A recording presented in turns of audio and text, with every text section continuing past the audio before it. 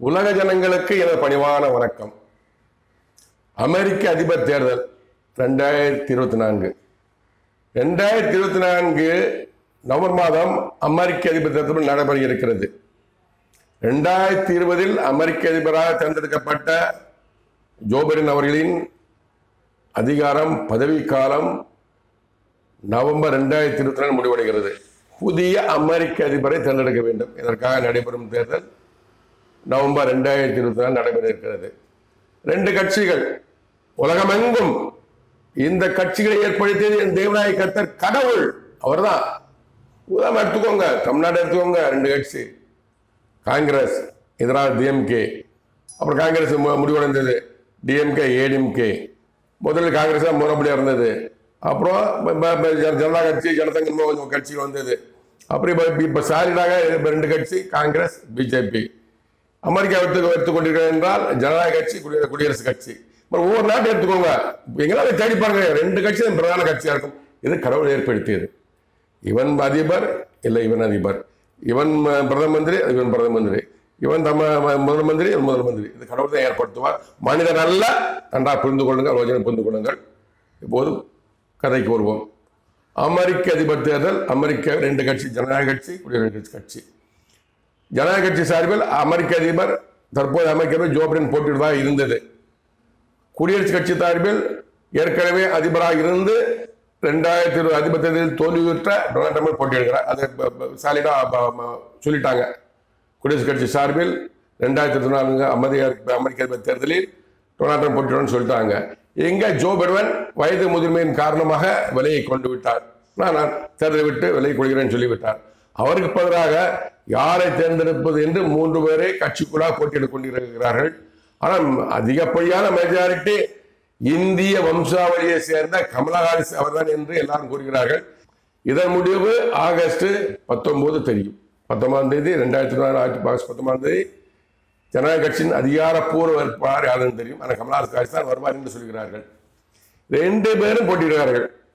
இவர்கள் போட்டியிட்டு அமெரிக்காவில் ஜனங்கள் ஓட்டு போட்டு அந்த மாகாண கவர்னர் சேர்ந்தெடுத்து மாகாண கவர்னர் ஓட்டு போட்டு தேர்ந்தெடுப்பதுதான் அமெரிக்க அதிபரின் தேர்தல். ஆனால் இவர்களை அமெரிக்க அதிபரை தேர்ந்தெடுப்பது அமெரிக்க மக்கள் அல்ல, என் தேவனாகிய கர்த்தர் கடவுள் தான். அவர்தான் அமெரிக்க அதிபரை தேர்ந்தெடுக்க போகிறார். அடுத்த அமெரிக்க அதிபர் யார் என்பது குறித்து என் தேவனாகிய கர்த்தர் கடவுள் என்னிடம் கூறிய தீர்க்க தரிசனங்களை உலக ஜனங்கள் தெரிந்து கொள்ள இப்போது நான் கூறுகிறேன், கேளுங்கள். 24/7/2024 தேதி என்று என்னிடம் என் தேவனாகிய கர்த்தர் கடவுள் கூறிய தீர்க்க தரிசனத்தை இப்போது நீங்கள் கேளுங்கள்.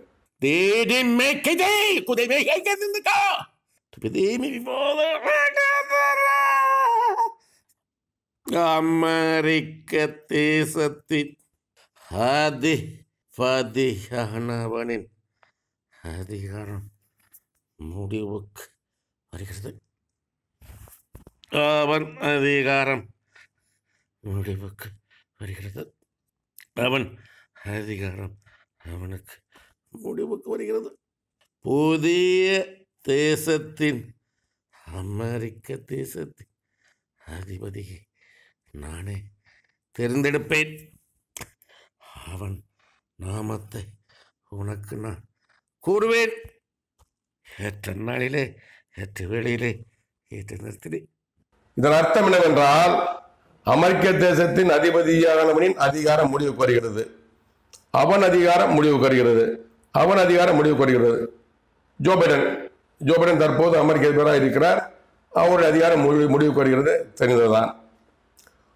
புதிய தேசத்தின் அமெரிக்க தேசத்தின் அதிபதியை நானே தேர்ந்தெடுப்பேன். கடவுள் சொல்றாங்க, என் வார்த்தை அல்ல. புதிய அமெரிக்க தேசத்தின் அதிபதியை கடவுளே தேர்ந்தெடுப்பார்.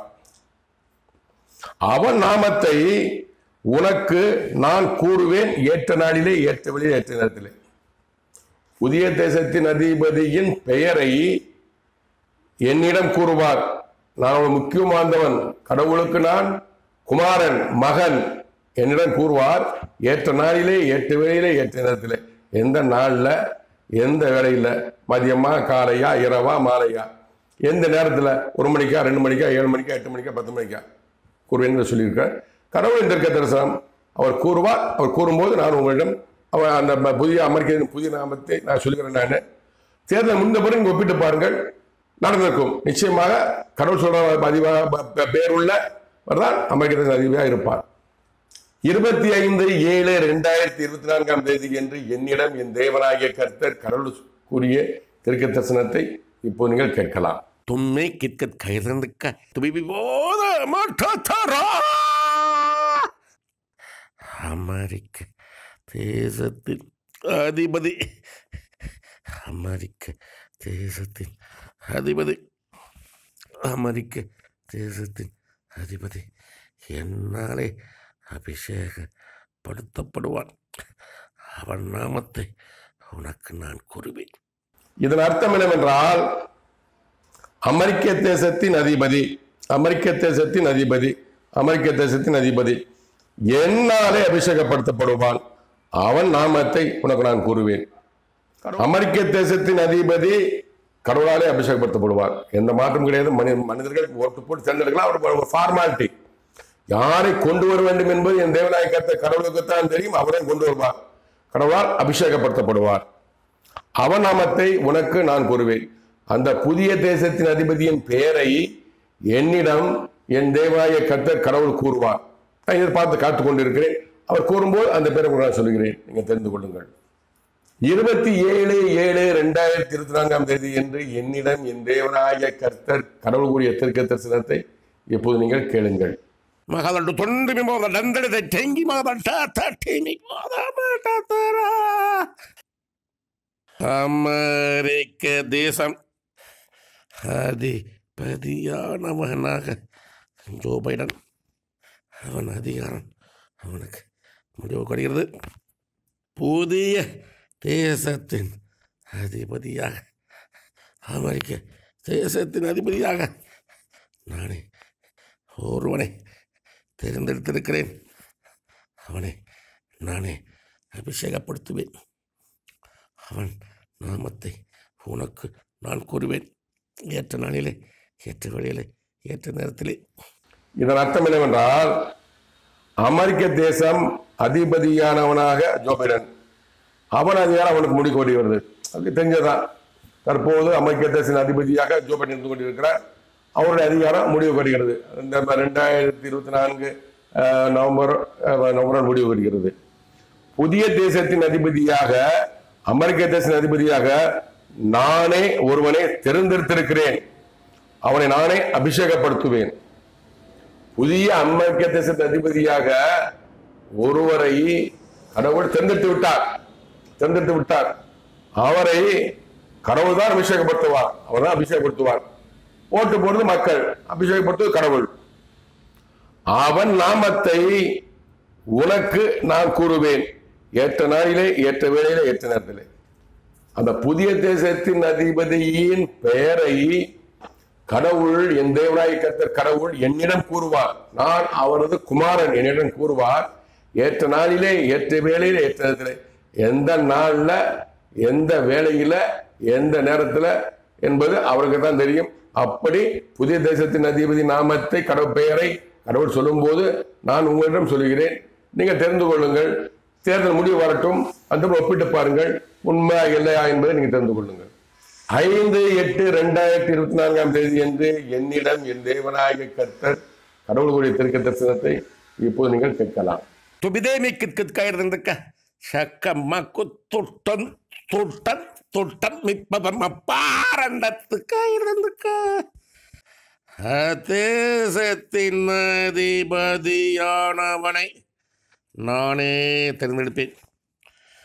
தேசத்தின் அதிபதியானவனை நானே தேர்ந்தெடுப்பேன். தேசத்தின் அதிபதியானவனை நானே தேர்ந்தெடுப்பேன். அவன் நாமத்தை உனக்கு நான் கூறுவேன். ஏற்ற நாளிலே, ஏற்ற வழியிலே, ஏற்ற நேரத்திலே. இதன் அர்த்தம் என்னவென்றால், அமெரிக்க தேசத்தின் அதிபதியானவனை நானே தேர்ந்தெடுப்பேன். 3 சொல்றாரு. அமெரிக்க தேசத்தின் அதிபதியானவனை நானே தேர்ந்தெடுப்பேன். அமெரிக்க தேசத்தின் அதிபதி நானே தேர்ந்தெடுப்பேன். அவன் நாமத்தை உனக்கு நான் கூறுவேன். ஏற்ற நாளிலே, ஏற்ற வழி, ஏற்ற நேரத்திலே. அமெரிக்க தேசத்தின் அதிபதியை கடவுள் தான் தேர்ந்தெடுப்பார். அவர் யார் என்பது, அவர் பெயரை கடவுள் என்னிடம் கூறுவார், ஏற்ற நாளிலே ஏற்ற வழியிலே ஏற்ற நேரத்திலே. இதுதான் கடவுளின் வார்த்தைகள். யார் அமெரிக்க தேசத்தின் அதிபதி என்பதை கடவுள் தான் தேர்ந்தெடுப்பார். அவர் பேரை என்னிடம் சொல்வார், நான் உங்களிடம் சொல்கிறேன், தெரிந்து கொள்ளுங்கள். 9/8/2024 என்று என்னிடம் என் தேவனாகிய கர்த்தர் கடவுள் கூடிய தீர்க்க தரிசனத்தை இப்போ நீங்கள் கேளுங்கள். சுக்கி கக்கட்ட புத்தொடுமி போத மாட்டாதரா. அமெரிக்க தேசத்தின் அதிபதியின் அதிகாரம் முடிவுக்கு வருகிறது. தற்போதைய அமெரிக்க அதிபர் ஜோ பைடனின் அதிகாரம் முடிவுக்கு வருகிறது. புதிய அமெரிக்க தேசத்தின் அதிபதியை நான் தேர்ந்தெடுத்திருக்கிறேன். அவனது நாமத்தை உனக்கு நான் கூறுவேன். மிக மிக மிக மிக மிக மிக மிக மிக மிக மிக மிக விரைவில் கூறுவேன். அவனோடு உன்னை நான் கூட்டி சேர்ப்பேன். இதன் அர்த்தம் என்னவென்றால், அமெரிக்க தேசத்தின் அதிபதியின் அதிகாரம் முடிவுக்கு வருகிறது. தெரிஞ்சதா? ஜோ பைடன் அதிகாரம் கொண்டு வர முடிவுக்கு வருகிறது. தற்போதைய அமெரிக்க அதிபர் ஜோ பைடன் அதிகாரம் முடிவுக்கு வருகிறது. ஜோ பைடன் அதிகாரம் நவம்பர்ல முடிவுக்கு வருகிறது. புதிய அமெரிக்க தேசத்தின் அதிபதியை நான் தேர்ந்தெடுத்திருக்கிறேன். கடவுள் தேர்ந்தெடுத்து விட்டார். அவரை தேர்ந்தெடுத்து விட்டார். புதிய அமெரிக்க தேச அதிபதியை கடவுள் தேர்ந்தெடுத்து விட்டார். அவனது நாமத்தை உனக்கு நான் கூறுவேன். மிக மிக மிக மிக மிக விரைவில் கூறுவேன். புதிய தேசத்தின் அதிபதியின் பெயரை கடவுள் மிக மிக மிக மிக பத்திரம் சொல்றாரு. மிக மிக மிக மிக மிக விரைவில் கூறுவேன். அவனோடு உன்னை நான் கூட்டி சேர்ப்பேன். அந்த அமெரிக்க தேசத்தின் அதிபதியோடு என்னை கூட்டி சேர்ப்பார். எதற்கு என்பது பின்னால் நீங்கள் தெரிந்து கொள்ளுங்கள். எந்த வகையிலும் சொன்னாலும் புதிய அமெரிக்க தேசத்தின் அதிபதியை கடவுள் தான் தேர்ந்தெடுத்து வைத்திருக்கிறார். அவரைத்தான் அமெரிக்க தேச அதிபதியை அபிஷேகப்படுத்துவார். அவர் நாமத்தை எனக்கு கடவுள் கூறுவார். இப்போது நேரம் அல்ல, கூறுவார். அவர் எப்போது கூறுகிறார் நாங்கள் கேட்க முடியாது. அவர் கூறுவார். கூறும்போது நான் உங்களிடம் சொல்லுகிறேன் யார் இந்த அமெரிக்க தேச அதிபதி என்பதை கூறுகிறேன். நீங்கள் குறித்து வைத்துக் கொள்ளுங்கள். உலகத்தில் உள்ள ஜனங்கள் அனைவரும் குறித்து வைத்துக் கொள்ளுங்கள். அமெரிக்க அதிபர் தேர்தல் முடிந்தவுடனே அந்த கடவுள் சொன்ன நபர் தான் அமெரிக்க தேசத்தின் அதிபதியாக அபிஷேகப்படுத்தப்படுவார், பதவியேற்பார். உறுதியானது. என்னடா நீ என்னத்தை இவ்வளவு ஸ்ட்ராங்கா சொல்றியே அப்படின்னு நீங்க கேட்கலாம். உதாரணம் இருக்கிறது, ஏற்கனவே கூறியிருக்கிறார். ஜெயலலிதா அவர்கள் மரணம் அடைந்த உடனேயே ஒரு வாரத்தில் 10 நாள்லயே தீர்க்க தரிசனம் கூறினார். முதலமைச்சர் தேர்ந்தெடுக்கப்பட்டிருக்கிறார். இவருக்கு அந்த 2016 அப்புறம் உள்ள 2021 யாரு தமிழ்நாட்டின் முதலமைச்சர் என்பதை அன்றே கூறிவிட்டார். மு.க. ஸ்டாலின் தான் என்று அன்றே கூறிவிட்டார். இதனால் மாமது இம்மாற்றோடு போட்டிருக்கிற எபிசோடு ஒளிபரப்பு இருக்கிற தனி எபிசோடு போட்டிருக்கேன். டிஸ்கிரிப்ஷன் கொடுக்குறேன், லிங்க்ல கொடுக்குறேன், பாருங்க. தனி பிளேலிஸ்ட போட்டிருக்கேன், பாருங்க. எடப்பாடி பழனிசாமி அதிகாரம் முடிவுக்கு வரும் சொன்னாரு. 2019 சொன்னாரு. 2020 தேர்தல் தோற்றாரு. இதெல்லாம் விட்டுருங்க. நீங்க அமெரிக்க அதிபர் தேர்தல், அமெரிக்க டொனால்ட் ட்ரம்ப் அதிபராக இருந்து கொண்டிருக்கிறார். 2019 அதிபராக இருந்து கொண்டிருக்கிறார். 2020 நவம்பர் தான் அதிகாரம் முடிவுக்கு வருகிறது. 2019 சொல்றாரு. அவர் எப்படி ஆட்சி செய்யறாங்க எனக்கு தெரியாது. நான் சாதாரண மனுஷா. இங்க சென்னையில ஆவடியில ஒரு மூலையில அப்பார்ட்மெண்ட்ல குடியிருக்கிறேன். எனக்கு என்ன தெரியும்? அரசியலை பற்றி நான் பேச விரும்பல. நானு அவனவன் கிரியை தக்க பலனை கடவுள் கொடுப்பார் அப்படின்னு என்னுடைய எண்ணம். அமெரிக்க அதிபர் டொனால்ட் ட்ரம்ப் எப்படி என்ன செய்யறாரு, எது செய்யறாரு, நல்ல செய்யறாரா கெட்ட செய்யறாரா தெரியாது. அவருக்கு விரோதமாகவே கடவுள் கருத்தை நீட்டி இருந்தார். அவனுக்கு விரோதமாக கருத்தை நீட்டி சொன்னாரு. அதிகாரம் முடிவுக்கு வரும்னு சொன்னாரு. அதே மாதிரி ஜனவரி 2020 அமெரிக்க அதிபர் டொனால்ட் ட்ரம்ப் கொடுத்து என்ன பேசுகிறார். அவனுக்கு விரோதமாக நான் கருத்தை நீட்டி இருக்கிறேன். தான் தோன்றித்தனமாகவே அமெரிக்க விரோதமாக ஆட்சி செய்து கொண்டிருக்கான்னு சொன்னாரு. அவர் ஆட்சி செய்வது கடவுள் பிடிக்கல. எனக்கு தெரியாது, நல்லவர் கிடையாது தெரியாது, கடவுள் பிடிக்கல சொன்னாரு. 2020 தேர்தலில் டொனால்ட் ட்ரம்ப் வருவான்னு எல்லாம் சொன்னாங்க. எல்லா பாதிரியர்கள், கிறிஸ்தவ தீர்க்கதரிசி எல்லாமே சொன்னாங்க. பட் டொனால்ட் ட்ரம்ப் தான் அடுத்து தொடர்ந்து வரப்போறாரு. ஆனா தோற்று விட்டார். கடவுள் முடிவு செய்து விட்டார். டொனால்ட் ட்ரம்ப் அடுத்த அதிபர் கிடையாது, ஜோ பைடன் முடிச்சார். அப்ப ஜோ பைடன் அபிஷேகப்படுத்தினார். அதே போன்றுதான் இப்போது ஜோ பைடன் விலகி விட்டார். ஜோ பைடன் கூட கருத்தை நீட்டி ஒரு அதிகாரம் முடிவுக்கணும் சொன்னாரு.